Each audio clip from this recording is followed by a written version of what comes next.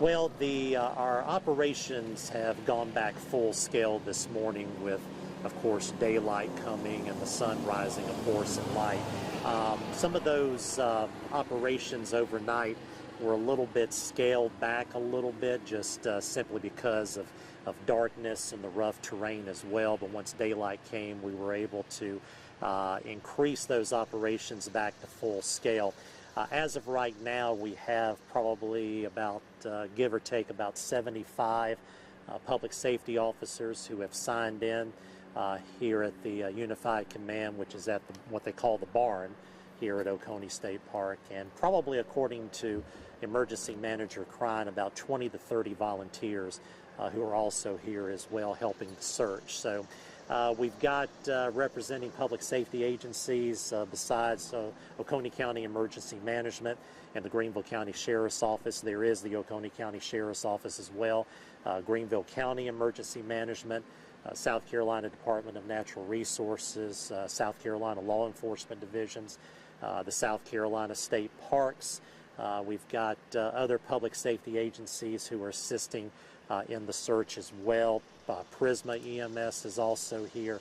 So there's many different agencies and volunteers who are here, and we're thankful for everybody. And obviously there are quite a few, so if I miss some, obviously I apologize for that. But we have a lot of volunteers who are here. Mr. Wagnon has yet to be found. We're continuing our search, and we're just continuing to ask the public if they see someone who looks like Mr. Wagnon to please contact 911, call 911 immediately. Even if they don't think it's him, if it looks like him, then call us and let us know via 911 so we can have somebody to respond to check on that. I mean, any clues or evidence that you're getting close to finding him? Have you guys found anything on the trails out here? I'm not sure if anything has been found on the trails. I'm not aware of anything and simply don't know. Obviously, what we do know is that Mark has not been located, so obviously our search does continue. Once again, we thank everybody, the volunteers as well, who are out here helping us to search today. If any volunteers, let me mention this, perhaps want to participate in the search, we ask them to be a part of the Unified Command, to let us know that they are here and they want to participate, and that way, for their safety and our knowledge, we can know who's here and who's helping in the search. What makes this search so difficult? I think a lot of it is the terrain. It is very difficult terrain. Most people who have walked the trails here, even emergency management folks who are here, will tell you this is very difficult terrain. And I think there's quite a lot of it as well. So we're talking about woods and some areas that are very difficult to get through. So, but what we're hoping is with a good day, good weather, that will help in our search efforts today, and we hope that it will, because obviously what we want to do is that we want to find Mark and bring him back safely to his family.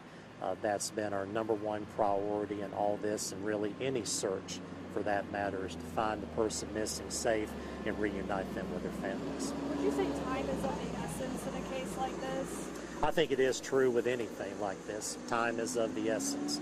So the quicker we're able to get organized, the quicker we're able to search and find him, obviously the better circumstances for everybody. But yes, in any search for a missing person, and in the cases of even investigations that law enforcement are involved in, time is certainly of an essence and is very important, yes. I guess, this is someone who has a medical condition. I spoke to his son who says he has a seizure condition. Right. He has dementia or Alzheimer's-like symptoms.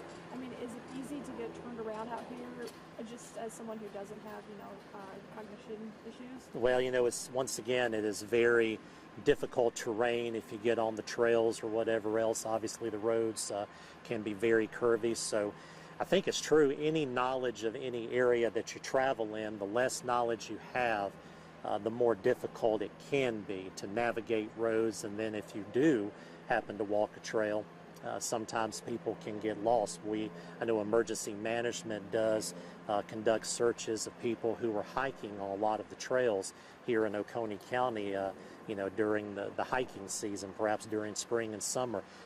Certainly they do get called to look for people who get lost. So I think knowledge of any area that you go into is of critical importance. But yes, there can be some difficulties here. There's no question about that. For people who are not familiar with this area, are there like lakes? Are there anything around that you guys are also searching? Well, Oconee County is kind of surrounded by water. Maybe, there certainly could be creeks or streams here, of course. But you think about Oconee County, it's a beautiful county. We've got mountains, we've got beautiful scenery like what you see here today. We've got really, you almost have to cross a body of water to get into the county, if you think about it, for most places that you travel to come into or go out of Oconee County. So I know one thing they have been doing besides, just a general search, structures on the property here. They have searched those or have been in the process of searching those.